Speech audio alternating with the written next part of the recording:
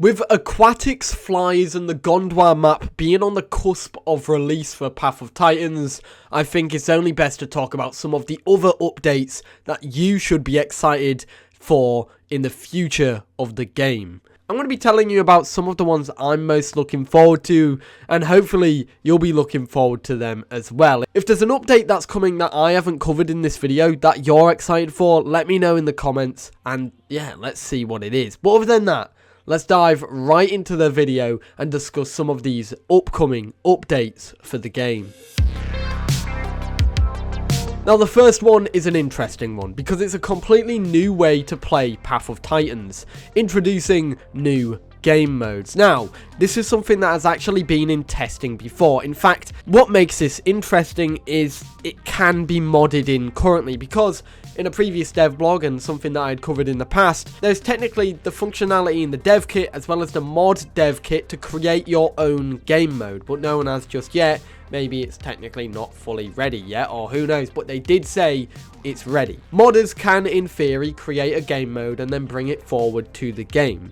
This is something that once said was previously discussed in an older dev blog. Now, there are several game modes that are coming to the game in the future, and you may be wondering, what are they? Well, these are them. Firstly, there's the deathmatch game mode. This is a penalty-free deathmatch mode that will come with a smaller deathmatch map. Next up, there is the territories game mode. This will be a penalty-free King of the Hill style game mode where you would capture territories to win prizes. Following that is Capture the Egg, a standard game mode which you'd probably be aware of if you've played a game like Primal Carnage, where you have to steal the eggs from the enemy team, you know, with coordination and team play, which is a pretty cool little game mode in my eyes, and you'll also get prizes from it as well. The last one is Infection. Wait, no, it's not. It's called Last Herbivore Standing.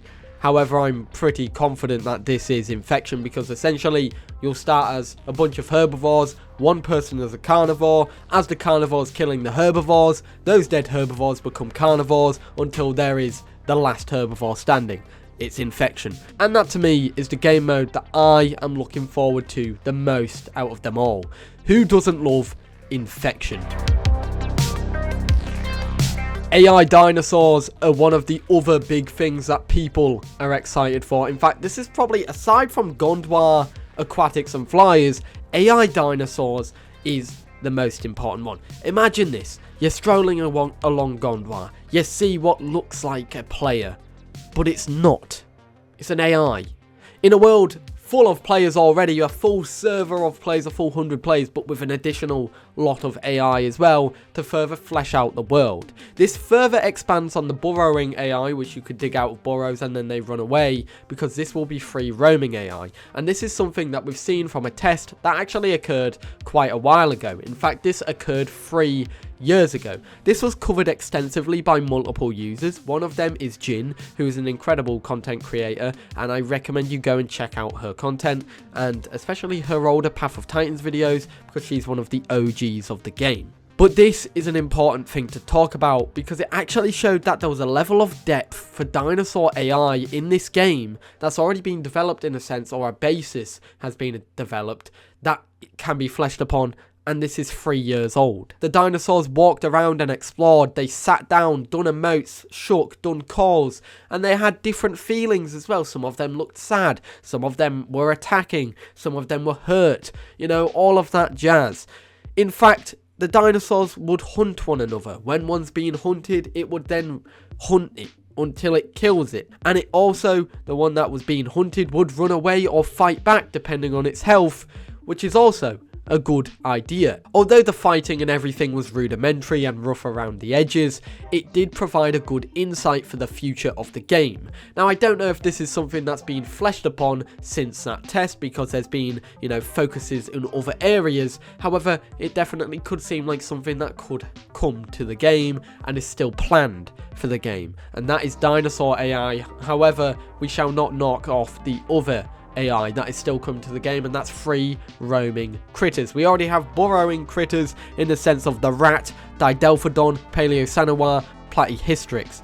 We also have 2 others that aren't in the game yet. Those are Goniofolus and Basilemes. Goniopholis is a crocodile. It's a mid-sized crocodile, not as big as the Sarcosuchus that's playable in the game, but this is an AI that'll be roaming the waterways, the swamps, the rivers of Pandora, and possibly Gondwar as well in the game.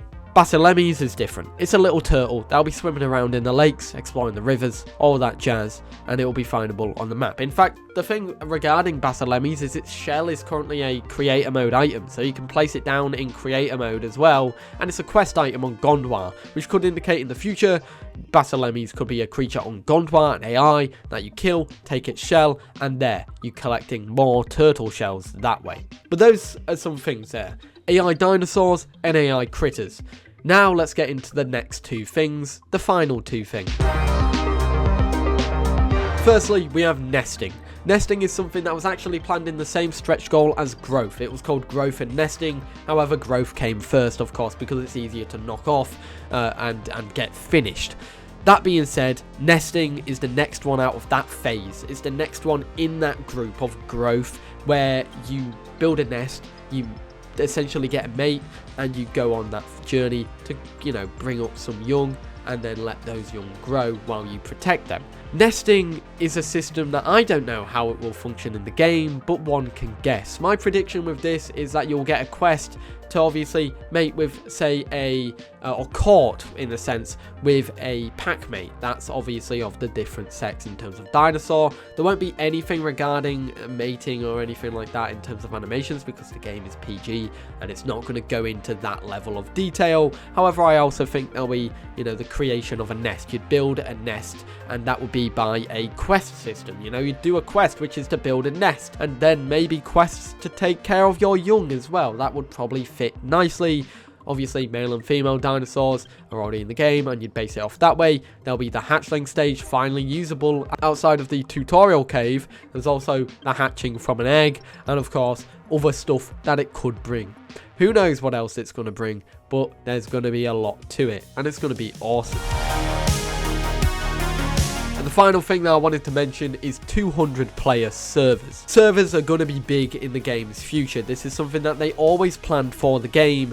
200 player servers. Currently there's 100 players. Now imagine that doubling. Yes, the lag would be crazy, but the reason why 200 players aren't in the game yet is because the devs want to focus on fixing the lag issues that are currently present in the game, and once that's fixed, they can then focus on adding AI and, of course, those 200 player servers. There's been tests for 200 player servers in the past on the PTB, and there'll probably be tests again after Gondwar is released. This is probably one of the bigger aims for the game when it comes to expanding the core capacity of the game and expanding on the user experience as well. Imagine it this way: you're on a server, fully maxed out, 200 players. Those are all players themselves, humans, playing the game on the server. Then you also have Dinosaur AI, which fleshes it out even more. Think about it that way. You'll have Dinosaur AI that you'll come across. You'll have players that are all bundled up at one location. But I mean, the lag will be crazy. Everyone will be pulling 5 FPS if that were to happen. However, I do wonder what would happen if 100 players were in one location, or 200 players were in one location with all the AIs as well. That could be chaos, and that would also be quite funny as well. And there we have it. That marks the end of this video. Upcoming updates for Path of Titans that are coming in the future. We don't know when these are going to release. However, which one out of these are you most excited for in the game? Was it the 200 player servers? Was it nesting? Was it AI dinosaurs and critters? Or was it the game modes? Let me know your thoughts in the comments down below. I wanted to not mention the, upcoming Gondwar map, the upcoming dinosaurs, the upcoming semi-aquatics and flyers, because I've already talked about them a lot, and I feel like we need to explore some of the other updates and get you all hyped for them ones and as well. Let me know your thoughts in the comments down below. If you are new, feel free to subscribe for more content like this, and I'll see you all in the next one. Have a great day. Peace.